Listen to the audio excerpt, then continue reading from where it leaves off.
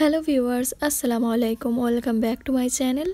ফিরে এসেছি রমজানের স্পেশাল আরও একটি নতুন রেসিপি নিয়ে। আজকে আমাদের রেসিপি চিকেন কাবাব। তাহলে চলুন শুরু করা যাক আমাদের আজকের রেসিপিটি।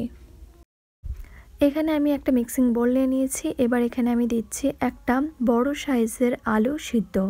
প্রথমেই আমি আলুটা সিদ্ধ করে নিয়েছিলাম। আর দিচ্ছি শ্রেডেড করা চিকেন। এই চিকেনে আমি আদা রসুন গোলমরিচ আর নুন দিয়ে একটু সিদ্ধ করে চিকেনগুলো শ্রেড করে নিয়েছি। একটা ছোট সাইজের পেঁয়াজকে ছোট ছোট কুচি করে দিয়ে দিচ্ছি। 1 টেবিল চামচ দিয়ে দিচ্ছি ধনে পাতা কুচি। 1 টেবিল চামচ দিয়ে দিচ্ছি কাঁচা লঙ্কা কুচি। অবশ্যই ঝালটা আপনাদের পছন্দ মতো দিতে পারেন। এবার আমি এখানে কিছু মশলা অ্যাড করছি। প্রথমে দিচ্ছি নুনটা অবশ্যই স্বাদ মতো দিয়ে দিচ্ছি। 1/2 চা চামচ দিচ্ছি ধনের গুঁড়ো। 1/2 চা চামচ দিচ্ছি হলুদের গুঁড়ো। 1/2 চা চামচ দিচ্ছি লাল লঙ্কার গুঁড়ো। ঝালটা যেহেতু কাঁচা লঙ্কা দিয়েছি তাই অবশ্যই আপনাদের পছন্দ মতো দেবেন। 1/2 চা চামচ দিচ্ছি গরম মশলার গুঁড়ো। 1/2 চা চামচ দিচ্ছি জিরের গুঁড়ো। আর 1/2 চা চামচ দিচ্ছি কাশ্মীরি লাল লঙ্কার গুঁড়ো। 1/2 চামচ দিচ্ছি চাট মশলা। এবার এই সব উপকরণকে খুব ভালো করে মাখিয়ে নিচ্ছে। এখানে আপনারা চিকেনের পরিমাণটা বাড়িয়েও নিতে পারেন আর মশলাগুলোর পরিমাণও আপনারা কম বেশি করে নিতে পারেন। এখানে আমার চিকেনটা খুব ভালো করে মাখানো হয়ে গেছে। এবার এটা আমি সাইডে রেখে দিচ্ছি। এদিকে আমি একটা বাটিতে একটা এগ নিয়ে নিচ্ছি এবং এটা একটা ব্যাটার তৈরি করে নিচ্ছি। ডিমে যেহেতু স্বাদ থাকে না তাই এখানে আমি নুন দিচ্ছি 1/2 চা চামচ। এবার নুনের সাথে খুব ভালো করে ডিমটা ফাটিয়ে নিচ্ছি। ডিমটা এখানে আমার খুব ভালো করে ফেটানো হয়ে গেছে। এবার এই ডিমটা আমি সাইডে রেখে দিচ্ছি। এবার এদিকে আমি কাবাবগুলো সেভ করে নেব। তার জন্য আমি প্রথমে হাতে অল্প তেল গ্রিস করে নিয়েছি। এবার আপনারা চাইলে আপনাদের পছন্দ মতো যে কোনো শেপে কাবাবগুলো শেপ করে নিতে পারেন। আমি এখানে গোল আকারে করে নিচ্ছি। এখানে আমার একটা কাবাব রেডি হয়ে গেছে এবং এটা আমি প্লেটে রেখে দিচ্ছি। আর এইভাবে আমি সব কাবাবগুলো করে নিচ্ছি।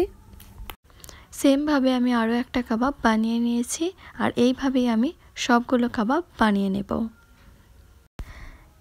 এই যে দেখুন, এখানে আমার সবগুলো কাবাব এখন রেডি। এবার এগুলো আমি কোট করে নেব। কোট করার জন্য আমি এখানে ব্রেড ক্রাম্বসের ইউজ করছি আর এই ব্রেড ক্রাম্বসটা আমি বাড়িতেই বানিয়ে নিয়েছি। ব্রেড ক্রাম্বসের ভিডিও যদি দেখতে চান তাহলে আমার চ্যানেলে দেওয়া আছে, লিঙ্কটা চেক করে নেবেন। ব্রেড ক্রাম্বসে আমি দিয়ে দিচ্ছি 1/2 চা চামচ নুন। যেহেতু ব্রেড ক্রাম্বসে কোনো স্বাদ থাকে না তাই নুনটা আমি এখানে দিচ্ছি। দুটোকে এখন খুব ভালো করে মিশিয়ে নিচ্ছি। এখানে আমি নিয়ে নিচ্ছি ব্রেড ক্রাম্বস আর নিচ্ছি কাবাব আর ডিমের ব্যাটারটা। এবার আমি এখানে একটা একটা কাবাব নিয়ে প্রথমে ডিমের ব্যাটারে ডিপ করে নিচ্ছি। এপিট ওপিট ভালো করে ডিপ করে নেবার পর ব্রেড ক্রাম্বসে ভালো করে কোট করে নিচ্ছি। এই যে দেখুন, এখানে আমি কাবাবটা এপিট ওপিট করে খুব ভালো করে কোট করে নিয়েছি। এটা এখন রেডি। এটা এখন আমি একটা প্লেটের মধ্যে রেখে দিচ্ছি। সেমভাবে আমি এখানে সবগুলো কাবাব বানিয়ে নিয়েছি।